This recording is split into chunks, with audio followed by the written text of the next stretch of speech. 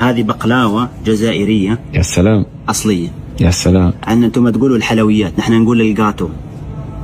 بقلاوة جزائرية شغل بيت. كيفاش الحلوة ديال الدار؟ كيفاش هذه؟ كيفاش الحلوة ديال الدار جزائرية؟ كيفاش؟ ما فهمتش. بغى يقول حلوة تركية. علاش كتكذب؟ علاش انت زعما كتبان بعقلك وكتبان حاج وواعي وقاري، تكذب على عباد الله؟ ما حشمتيش. قول لي حلوة تركية صوبناها في الدار.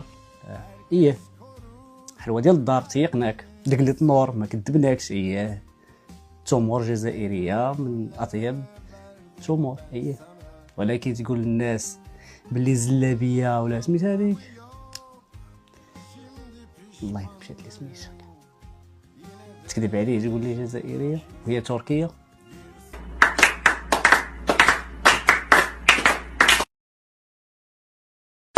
ودابا غادي نشوفوا هذا النوع ديال الحلوى هذه البقلاوه. اييه بقلاوه اكله، هذه دخلت من الجزائر.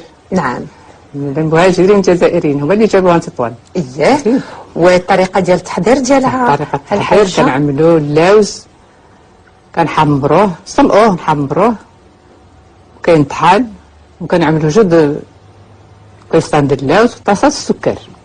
اييه اليوم ان شاء الله جيت نشارك معكم بحلاوه مغربيه بطريقه سهله بسيطه بمكونات اقتصاديه بكميه وفيره وبمذاق رائع جدا.